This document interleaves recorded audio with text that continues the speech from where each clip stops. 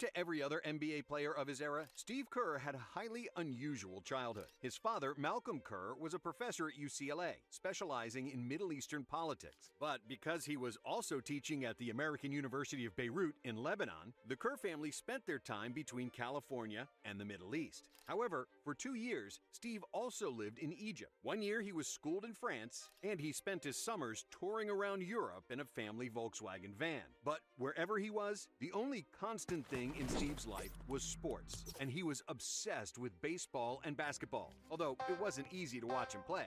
And it's not because he wasn't talented. Steve was good, with excellent hand-eye coordination. But he was also a spoiled brat. As soon as something went wrong, he'd yell and argue. And we can sometimes see a glimpse of that temper when he's on the Warriors bench.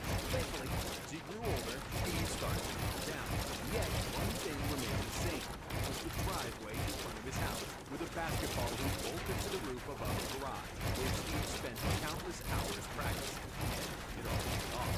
Despite being fairly skinny and unathletic, with a modest 6'3" height, Steve could shoot lights out, and because of his shooting, he received a scholarship to the University of Arizona under the legendary coach Olsen. Then, in that summer of 1980, after he graduated high school and before he became a Wildcat, Steve decided to join his family in Lebanon. His father became the president of the American University in Beirut, but there was also a civil war that had just started. Despite the political turmoil, Steve missed his family, and he wanted to be with them. Because of his father's status, the Kerrs had a largely stress-free summer. But right when Steve wanted to return to the States, the harsh reality of war hit him in full blast. Just as he was preparing to board his plane, the airport was bombed. We were in the terminal, and all of a sudden there was a flash. It wasn't in the terminal, but on the runway. The whole place just froze. My mom grabbed me, and I remember running out of the terminal and through the parking lot. It was really scary to see. In a panic, the Kerr family ran back to their home. Steve was stuck because all the runways were empty. After several unsuccessful tries to board him on military planes, the university driver of his father ultimately drove him over the mountains to Syria. It was an incredibly risky trip. Steve got away, unscathed, and ended in California later. When the basketball season started, he had a impressive freshman year, averaging just 7 points in 22 minutes per court. But what hurt Steve more than the numbers was that his family continued to watch him play.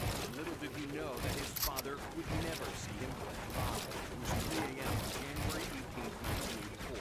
Steve received the worst phone call. That morning in Beirut, just like he would on any other work day, his father was walking down the hallway to his office. Malcolm Kerr, the president of the American University in Beirut, was gunned down in his school today. The latest victim of weapons seen on Denver fires. Malcolm Kerr was shot in the back of his head. It was a huge shock to me, even given the situation in Beirut. I knew how dangerous it was. While all his family Malcolm Kerr got pieced up. He got 200 pumped. Even more surprisingly, just 2 days after Malcolm got assassinated, Steve played the basketball game. This sounds bad. The basketball wasn't more important, but the business was tricky, and it was cathartic. The only time I didn't think about my father was on the court. The whole game, I was thinking of my dad, and I had dedicated the game to him. Fatherhood. And not only did Steve play, he had the best game of his career. After a painful minute of silence in honor of his father, Kerr stepped onto the court and hit his first shot, finishing 5 for 7 from the field in a surprise win over arch rival Arizona State. In the next 2 seasons, Kerr's numbers improved drastically, and in 1986, his junior season, Steve was averaging 14 points, 4 assists on a phenomenal 57% shooting and 90% from the free throw line. His competitiveness and shooting stroke earned him an invite to the 1986 World Cup, where Team USA won gold. Steve was the 4th leading scorer on that team, behind David Robinson, Kenny Smith, and Charles Smith. Before the 1987 NCAA season, Kerr tore his ACL, which should have been the end of his basketball dreams. But Steve recovered in time for the 1988 season and was playing better than ever, pulling up his shooting numbers night after night. While Kerr was injured, the NCAA introduced the three-point line, and in his first season with the three-pointer, Steve immediately set the NCAA single-season record for three-point percentage, with 57.3%, hitting 114 threes, a total record that wouldn't be broken for 2 decades. However, during that same season, Kerr suffered the toughest moment of his career. During pregame warm-ups against Arizona State, Kerr was taunted by Sun Devils fans with chants that included, "Where's your father?" and ELO, which was the acronym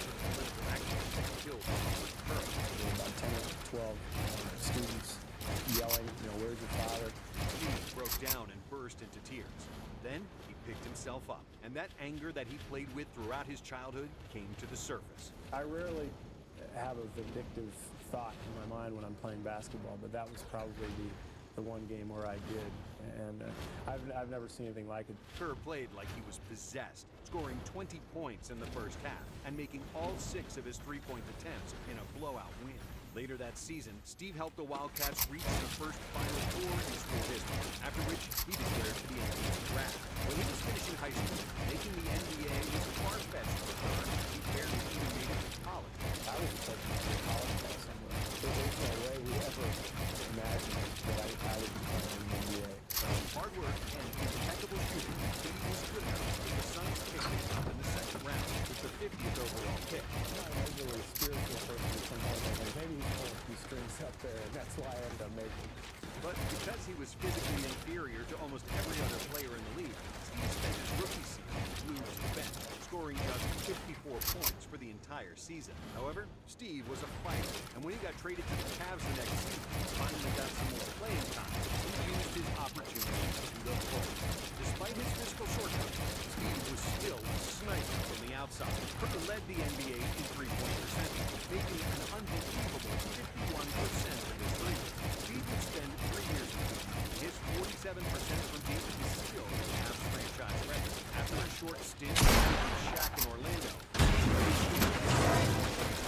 signing for the Chicago Bulls for a minimum of $150,000 per season. Despite the small salary, Kerr got a unique opportunity to play alongside one of the greatest basketball players in history and absorb the knowledge of one of the best coaches in history. Over the next 5 years, Kerr would prove to be one of the steadiest role players in the NBA, with 378 consecutive games played for the Bulls, during which he set several NBA records.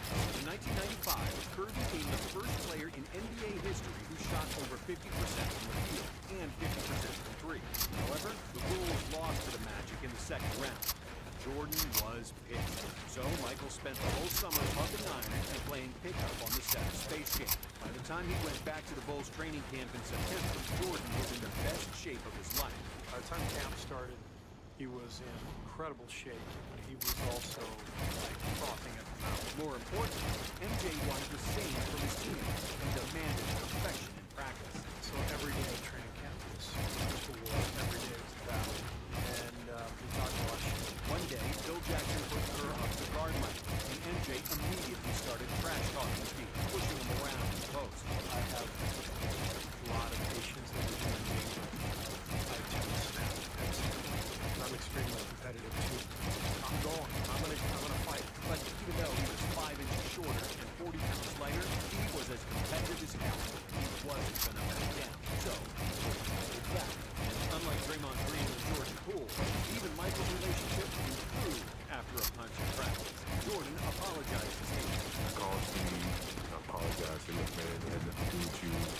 Kerr earned MJ's trust and respect. It was probably, in a weird way, best thing that I ever did was stand up for myself. Because now Michael knew that Steve wasn't going to back down from anybody. He earned my respect, because he wasn't willing to back down to be a pawn in this whole process. The 1995-96 season went down in history books, with the Bulls going 72-10 in the regular season, and then 15-3 in the playoffs to win Chicago's 4th NBA title. Kerr had a great impact on the team that many believe to be the best team of all time. In 22 short minutes on the court, Steve averaged 8.4 points and 2.3 assists per game, which frankly doesn't sound like it, unless you know how insanely efficient he was. Steve shot 50% from the field, 51% from three, and 93% on free throws, becoming the first and only player in NBA history with a 50-50-90 season. In 1997, it was much of the same. The Bulls were winning, and Steve was one of the best shooters in the NBA, with 53, 46, 80 shooting splits. Kerr also won the three-point contest at the 1997 NBA All-Star Weekend. Chicago steamrolled through the Eastern Conference, losing just 2 games on their way to another NBA Finals. But in the finals, the Utah Jazz, with Malone and Stockton, proved to be the Oh, toughest football challenge they king. had faced that year. After 4 games, the series was tied, and both teams had to work extremely hard. I'm all right. for every bucket. The Bulls then won Game 5, but in the last minute of Game 6, the score was tied at 86-86, after which came the most iconic moment of Steve Kerr's career. He mumbled something like, Steve, be ready. And I'm like yelling back, like, I'll be ready. I'll be ready. And he hit one of the biggest shots in finals history. The Bulls won their 5th title. Tonight, Steve Kerr earned his wings, and I'm very happy for Steve. And in 1998, the last dance season, Chicago completed their 2nd three-peat. During his tenure with the Bulls, Kerr averaged 8.2 points per game on 63% true shooting percentage, 5% better than Jordan. Kerr's impact on the court for the Bulls extended beyond the basketball court. Because of his calm and collected personality, dry humor, and professionalism, Kerr was one of the most likable teammates and a great glue guy. But after the 1998 season, the Bulls championship core all left Chicago.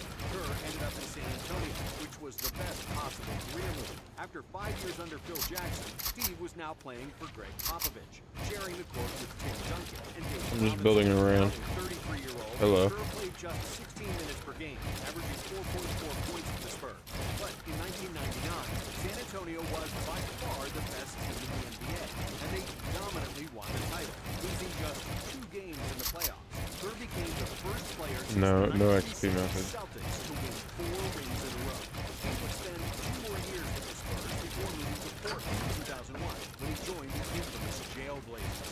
After the 2002 season, in which he didn't play much for the Blazers, Steve was pondering retirement. After resulting Coach Pop, he decided to return to San Antonio for his final season. A 37-year-old Kerr played very little, and before Game 6 of the Western Conference Finals, he lost just 13 minutes in 17 games. Then, in Game 6, the Spurs were losing the game by 15 points with 3:44 remaining in the 3rd quarter. Their energy was terrible, their offense was stale, and Coach Pop was getting desperate. Suddenly, out of nowhere, Pop decided to put in Steve Kerr, who miraculously stole the show in Dallas. Steve nailed all 4 of his 3-point attempts, dished out 3 assists, and grabbed 2 rebounds in his 13 minutes to send the Mavericks on an early vacation. In the finals against the Nets, Steve played just 19 minutes in the series and took just 4 shots. Being who he is, Kerr made freely. The Spurs won the 2003 title thanks to the monstrous play of Tim Duncan, but Steve once again proved you can always count on him to knock down shots when it's most important. Kerr retired with 5 rings and the NBA record in 3-point percentage, which still stands today. As a player, he had the luck to be around some great teammates, but Steve was always a consummate professional, one of the best role players ever, and one of the most efficient NBA players of all time. If he played in today's 3-point shooting era, Kerr could easily average 40 points per game. And after his playing career, Steve stayed in basketball, and he did almost every possible job around the NBA sideline. Steve first worked as a alongside commentating legend Marv Albert, part owner of the Phoenix Suns, starting as a consultant and eventually becoming the general manager. After the team with Steve Nash and Amari failed to win the title, Steve returned to commentating on TNT for 4 years. And then all of his kids went to college. Liberated from the everyday family duty, a devoted family man, Steve finally acted on his long-lasting wish to become an NBA head coach. Because of his experience in every facet of the game, excellent rapport with people, and a bright basketball mind that was mentored by Lute Olson, Phil Jackson, and Greg Popovich, Kerr immediately had 2 offers on the table. Thankfully, he rejected Phil Jackson and the Knicks and decided to join the Warriors. As the Golden State head coach, Kerr created another dynasty, and with his players, completely changed how basketball was played. Kerr continued to win and break records, including 4 titles, a record 73-win season, and a 71% win percentage in the playoffs, another NBA record. As a player, only 13 people won more NBA championships than Steve, and only 5 people have more wins than him overall, making Steve Kerr one of the greatest winners in basketball history. If you want to hear more about NBA legends, keep watching Nonstop.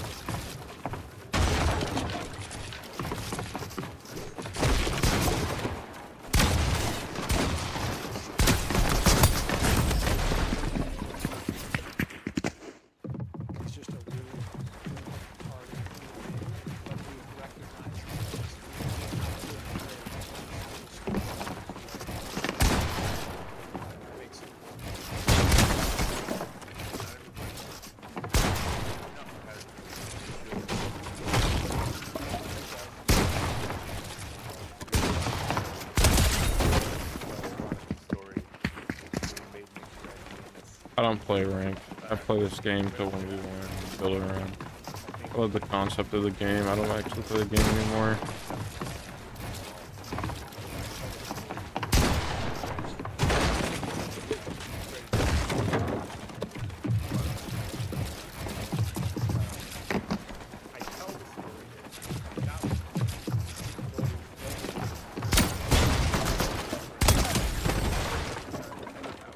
Oh, I would have blamed Nick for sure.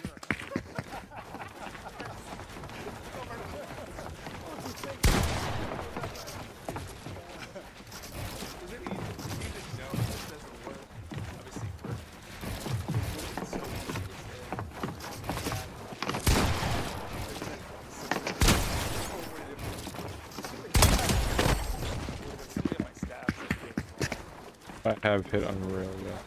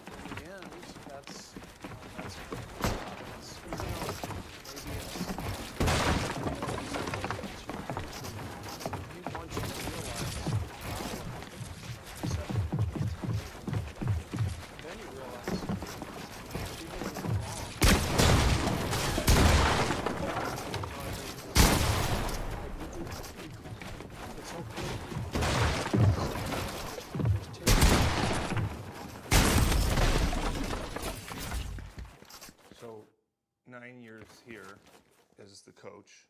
Anything you look back on and say, wish I would have done this differently, or this moment, if I could go back? You know, I mean, this one is after my first year. That was when I hurt my back, and I didn't take care of myself. And so it's one of the great regrets of my life is, you know, I'm on top of the world. We win the championship, back's kind of sore. You know, and it's like, you win the title. Sometimes you have great success. I don't want to say it goes to your head, but it makes you feel invincible. And I actually think that winning the championship that year, that made me feel invincible. And I needed to take a few weeks and, you know, rest, recover, and have somebody help with rehab.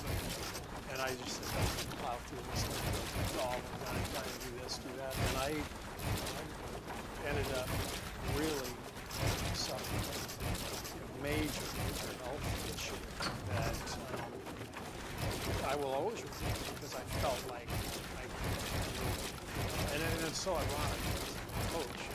You have to ever tell one of the players, you got to take care of yourself.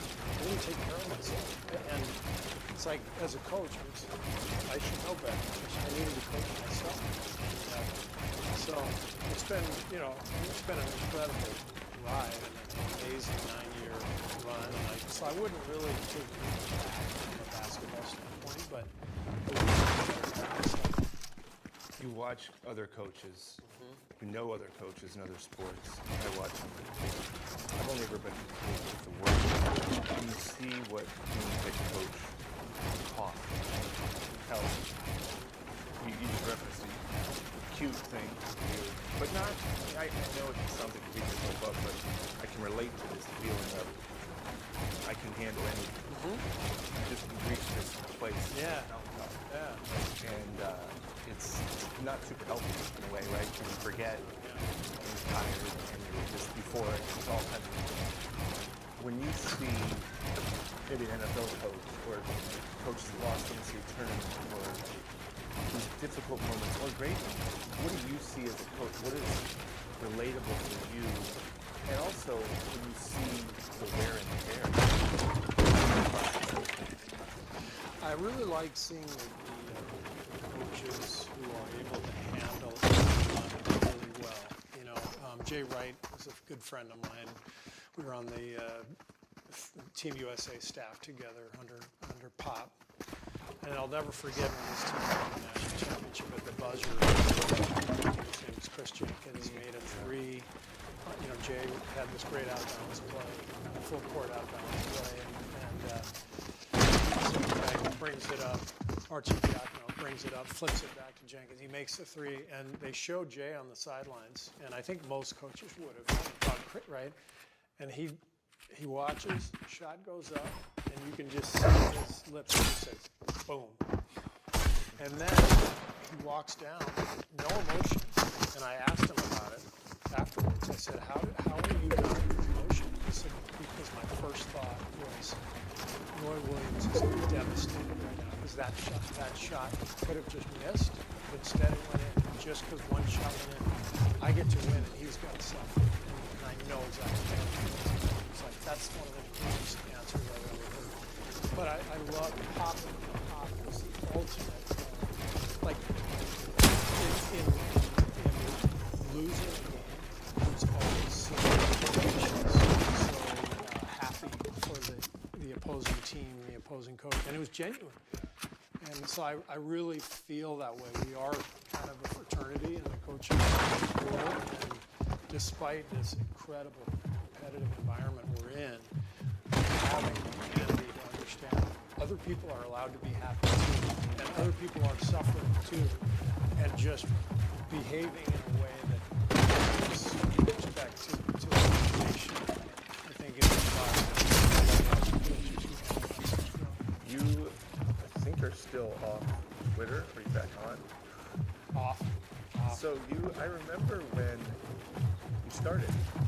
You were on Twitter. Yeah, I was on You were on before. Okay, sorry. before I was. But you were coaching while on Twitter and I remember thinking to myself, this is not a good idea. But I didn't say that to you because you didn't outwardly show any issue with it. Yeah.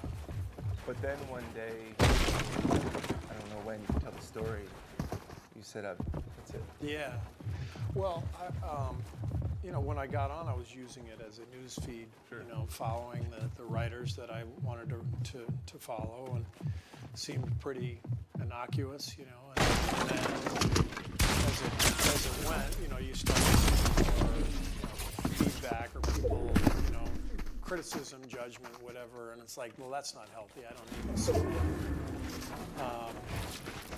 So Dave Wiseman, it was his rookie year, was going through a rough time, and I knew he was getting beaten up, you know, social media wise. And I pulled him aside and I said, "How are you doing with the social media stuff?" He goes, "Yeah, it's tough." I said, "You know, it's tough for me too. Like, it's not healthy for any of us to see this kind of criticism." I said, "What do you say we just quit together?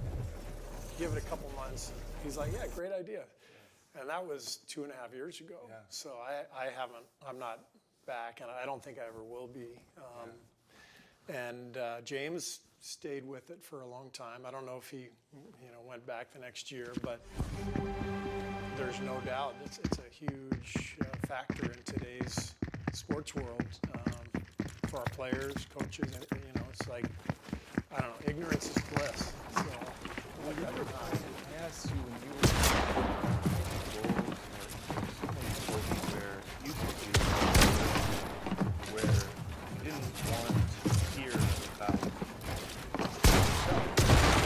getting with Chicago at ton time, Right. or maybe turn on the radio. Although I don't think it's on radio, and maybe New York, but not the things it is now. So you could pretty easily escape any crazy criticism. yeah. And you talked about that. And then now, where most of all is happening.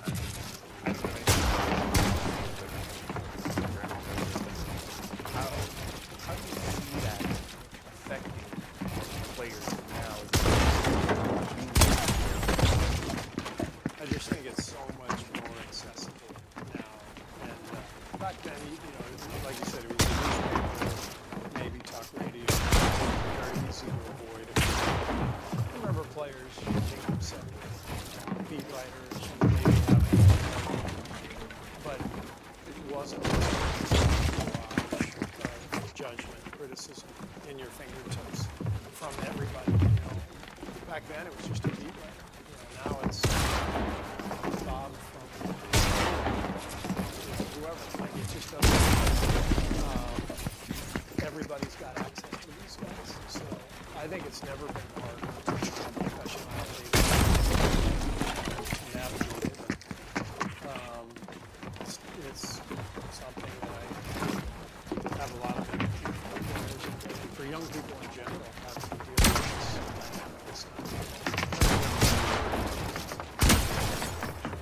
And I called you after we lost and I had let go of Mark. And we're interviewing people and I said, hey, like talk to somebody that this way, but kind of like down the line. And I thought, okay. He said, I'm blind so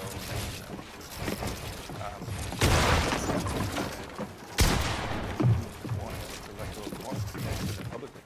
So I think there's a little fear there. And I remember asking well, it's kind of that, kind of along, and then you came, you know, didn't work out for some reasons, and then you interviewed with us. Do you ever think back what a life, you know, that you get that job? Yeah. You know, because I think about when I took the Warriors job, I didn't have a job. Nobody, Joe, Peter hired me, but the job I was off as an agent, which I wanted to change out. But I can't look back to what like getting that job. That's point of life. Yeah, pretty big question. I honestly, I would have been fired within 2 years because that was the pattern, and everything was about talent. I mean, the reason I ended up was several people who are very close to me called me up and just said, you have to go where the talent is. Like, you know, and one good friend of mine said, I know you love Phil, and you should, everything he did for you, but what would he do? And I was like, oh, yeah, he'd go coach Steph Curry and put him on Klay Thompson, right? Yeah. Because as a coach, it's all about the talent. And the Warriors were on the rise. They were an average team, not a ton of talent. So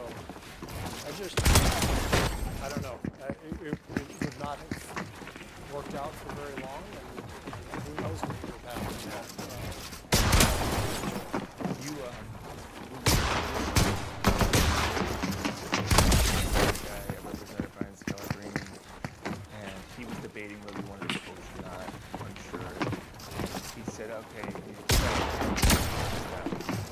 said, why does it seem like that you're not sure, why do you want to do that? And we had just lost in the second round. And I remember thinking, what are you doing? And we had just Iguodala was on the team. We just got Iguodala. We had beaten Denver, then lost to the Spurs. Iguodala? And What is that? for you, I remember when we hired you, you said this roster has what it needs. And then you said, but I think I need to bring contract. How you gonna do that? Pay attention, it's Steve Kerr talking. And I don't think I think you and I went to talk to Eric Farm. Yeah, Miami. You and I went there, but I don't think I went to you flew to Australia to Logan. And then you went to see Andre. I think that was just you. I was here. Yeah. And you remember how that went? Yeah, but that was a series of conversations. Yeah, right. It wasn't just a while. You had to approach it. Yeah. And how did you approach it? Well, it helped that we were both Arizona guys. We shared the Eagles connection, and we shared a similar vision for how we coach. But I think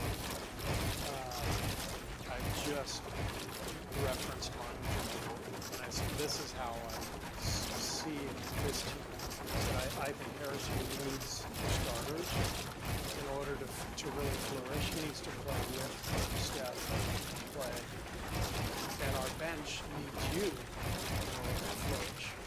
And I said, I know you've never come off the bench, but I think he literally started 1,100 straight games in his career, never once come off the bench. And he was willing to try it, but he wasn't thrilled about it, but he respected the ask and understood the vision. Because I was really influenced by San Antonio and Pop and everything that I had experienced there and observed after I left there. Ginobili's, Hall of Famer, and he came off the bench for 6 or 7 years, and they were winning titles. And Andre was. He told me later on. He goes, "It was good that it happened at that stage of my career. If this had been after my 5th year, I would have said no way. Yeah. But it was after my 10th or 11th year, and it's like, okay, yeah, I mean, I can do this." Reasonable. Him sacrificing. Because everybody wants to start, and I know he saw the vision. But to get the Finals MVP, that's one of my favorite stories. Then all of a sudden, he tapped him and said, "Okay, now you." Yeah. What a great. I find it hard to believe that many people would accept, even if they saw the vision, because it's not like you had never coached before. Right. It wasn't like you were Phil Jackson or Greg Popovich saying, "Right, hey, Manu." Mm-hmm. He'd won championships. Right. You had not coached. Yeah. You coached that rec league team? Yeah, my son's 8th grade club team. Did you win a championship? Third place, I think. Caesars Sportsbook, it's not just an app, it's a whole empire. Iconic casinos, hotels, world-class restaurants. It's all yours with Caesars Rewards. Because every bet you place, win or lose, earns reward. Dynamics of the offense and little things to look for when you're playing with Steph and Clay. And I think he really enjoyed it. When the Durant came along in July, I'll never forget When the Durant text came message along. that you sent him. Because him and Rich kept asking, is Steph okay? And for people who watch this, you got to understand. Before he signed. Before he signed. Before he signed. Yeah. And it blew me away. Lead by Example with Bob Myers is presented for the people by Caesars Sportsbook. You bet, you get. With Caesars Rewards, must be 21 or older. Welcome to Lead by Example. I'm your host, Bob Myers. That sounds good. That sounds good, right? That's my introduction. That's a big thing. There's all these crazy lights in it now. Steph Curry's the guest. How you doing? Out your mouth, you can get some out the scum mix.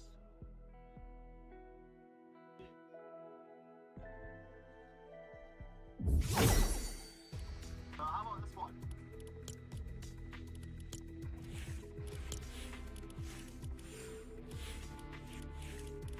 What?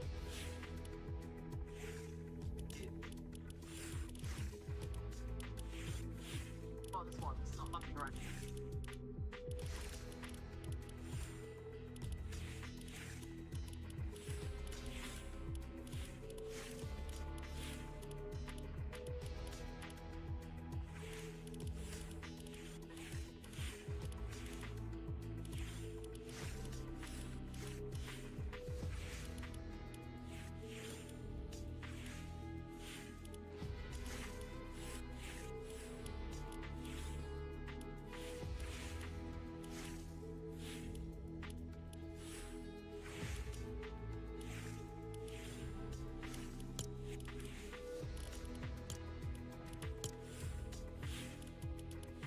Was fun.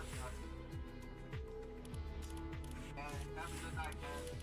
Have a good dance school, man. That's bye.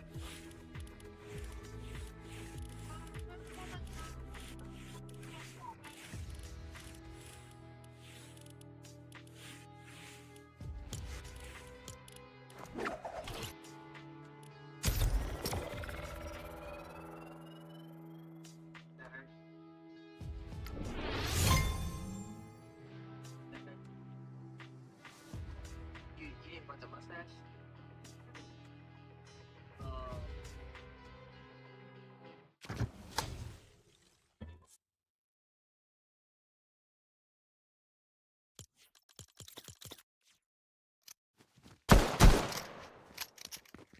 Doing fantastic. Thanks for coming on. Absolutely. I don't think we've never done anything like this. Never, none of all this high level production. We've had some good conversations over the last 10 years, but private ones. Yeah. What a toughest? I met you. What was that? Your third year, second year? What was your in between my second and third year. Yeah. What was the? I have my answer, but toughest. What's been the toughest part of this Steph Curry journey? Like even before NBA. That's a good question. I don't know how you look at it in your life. How I see it, it's always trying to be in the moment. And so like every season of life you're in, the highs and feeling and like you kind of live it hard and what that experience is like, what lessons you learn, what adversity, failure and all that. So when I look back, it's always hard to kind of rank. Sure. The experience, like what's the hardest? Because even like right now, in present day, these are hard. Yeah. Like, to me, obviously the perspective of how blessed we are in life to be doing this job and all that, and family, and all that. We have like there are certain things now that to me are like really solid. But you know, injuries,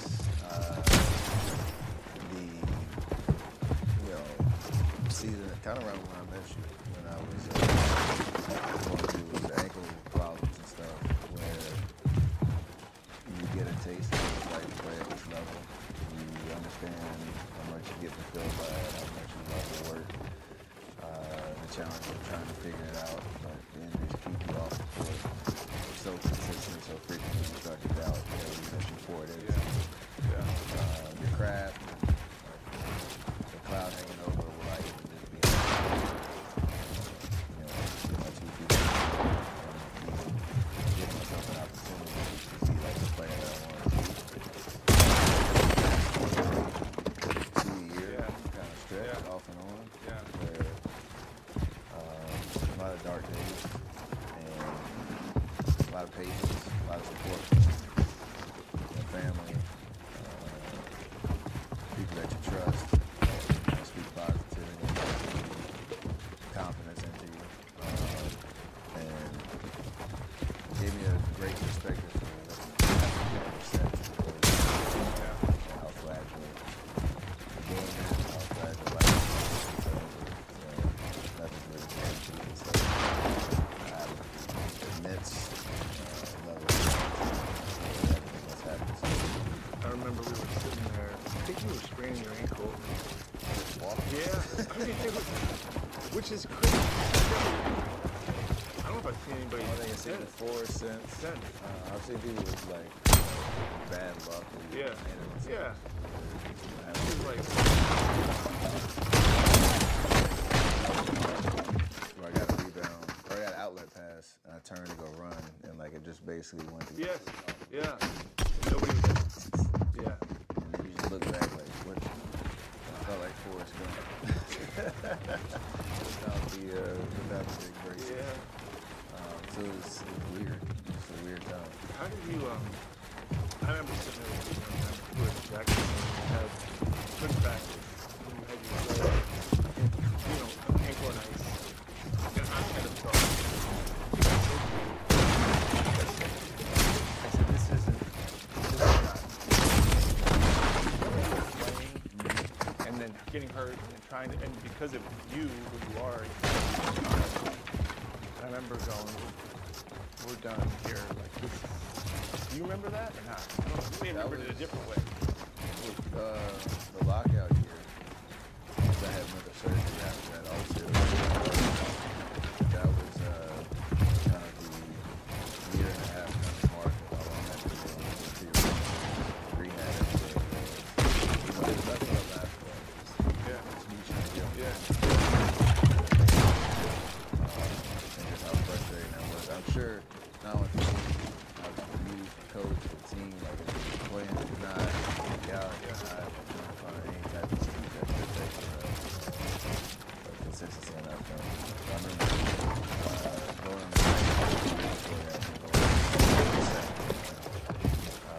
which is crazy because my dad like there's 3 different outcomes that can come out. Yeah. You're gonna go under or whether it's just a cleanup or whether it's a reconstruction or whether it's some other intervention you can have. But these 3 outcomes you're gonna go under when you wake up. Let you know. That was a really scary experience for sure. But obviously that's a part of it. The blessing of having people around you that you can trust and know what we're going into that kind of decision and all that. And I love that. And it was released in basically not a best case scenario. That was that reasserted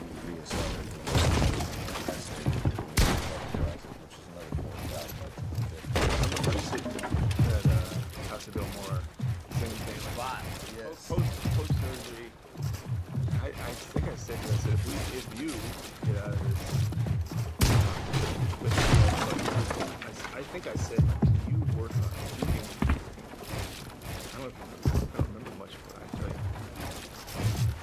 Because remember early on, when we traded Monte and I was in Sacramento. Jackson, you get the keys. Alright.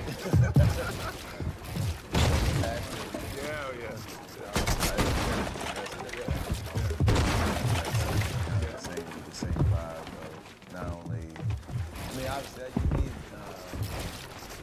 people to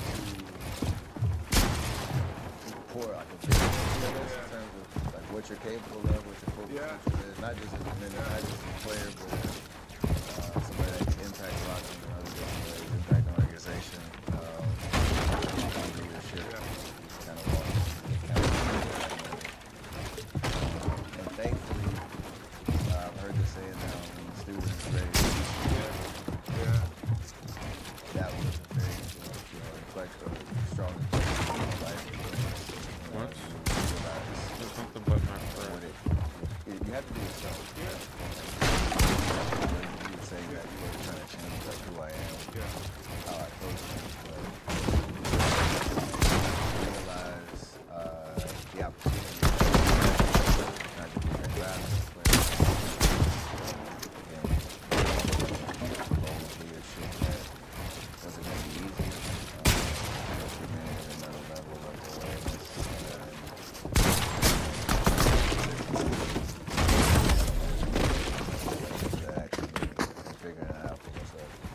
It's crazy. You might be the one NBA player that the coach says, it's your team now, hand me the keys. And you go, most NBA players, give me that.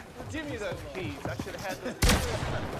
You're kind of like, I guess, coach. I mean, he was really hard. I know he credited my credit, but what does it feel like for him? Because I always tell people one of my favorite parts of who you are is your confidence. Kind of unwavering.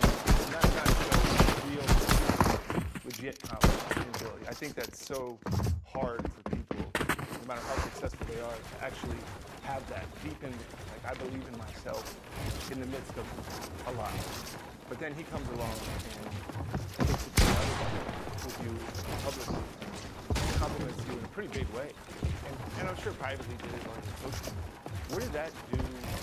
How did you feel the kind of stuff he was saying about you? So there's a, I want to try to explain how Really?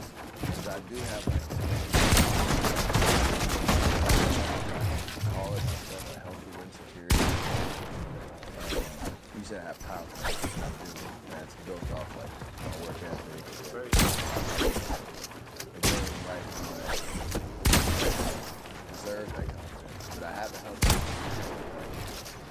understanding, like when he says me and Clay are the best shooting basketball in the league, like I would never see that myself. Right. Sure. And then you're like, all right, cool. Now, what are you gonna do about it? Like going forward, how do you prove that to be true? And like that's insecurity and like what's coming next. Yeah. I don't feel settled. Sure. Expectation. Title or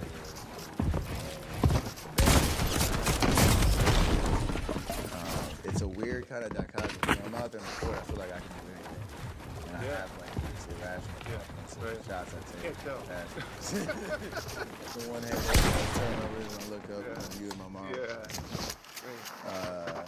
Shot you take, the way that you play and all that, like you get lost in it. That's the confidence I have. But then, you know, I never kind of drink my, the Kool-Aid enough to know, like that just is going to continue to happen on its own going forward. And you have to kind of continue to prove and double down on that every single day. And that's for the healthy insecurity.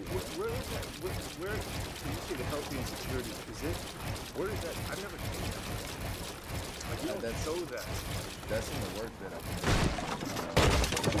been even like, you know, case in point last year, we was in the finals MVP, all that type of stuff. Celebrated and parade, all that. 3 days later, I was just thinking about, the work started the next year because I was proud of everything we accomplished. It was like the imposter syndrome almost. I started thinking about am I really this guy? Is that coming from you or coming from around? That's you. Like it's not because now I gotta live because of the expectations of people around. That's your own. Maybe born through that underdog kind of mentality. Nothing was ever. You weren't the number one guy. In basketball, everything I had to learn late and save and all that. So that underdog mentality, no matter how much success you have, but it's hard to articulate. Whether you're on the dance and all the talent and all that. But if you look at it from where you began, not now. Maybe not now. It's the whole. It's an art. I've always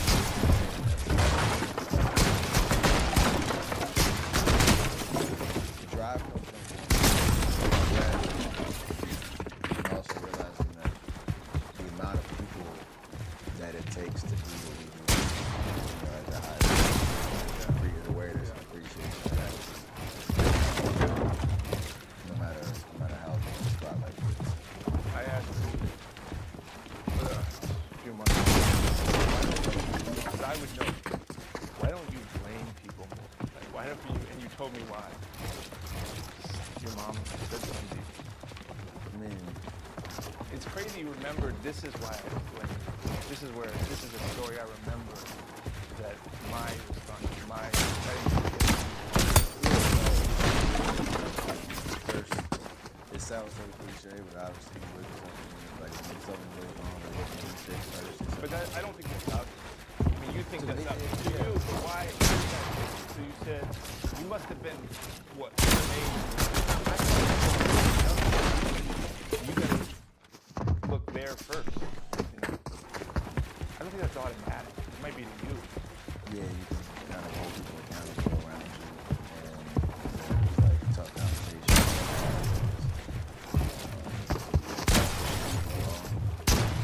First, I do everything to control the situation, to bring your best, effort, and not make it so much, about the results. Do you remember where you were when your mom said that to you? It's not that vivid. Not that vivid. Reminder of the standard, just accountability to yourself. Like,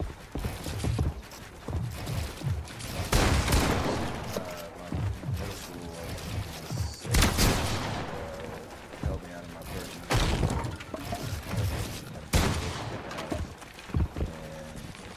I'm over here talking about like the impact's gonna happen. I'm the best player in middle school team. I have to be there. You're gonna make it. Yeah, you're hurting now. Right. Yeah. Don't hurt the team. She gives me that look. You to handle your business. You're gonna have to. To put it on the out. Yeah. Pretty good.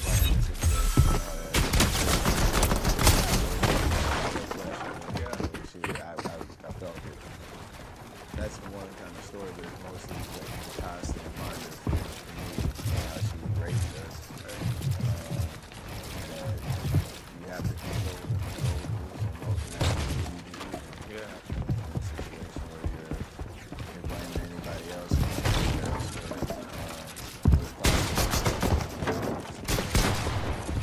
It's funny, like I don't think many AAU parents now are saying, okay, you can't go to the game, you didn't mow the lawn, you didn't pick the trash out, best player, that's a we're so-and-so, the number one recruit. Everybody to Curry Camp and something like that. Mom calls. I told him, he'd be like,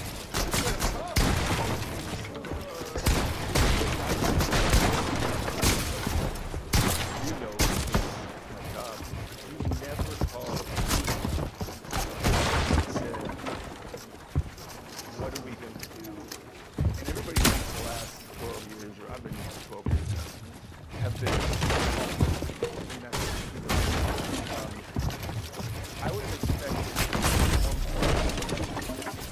and not even been upset for you to say, I think one time you might have said, look, but that's the closest you got to, whereas a lot of other people would have been way ahead of that.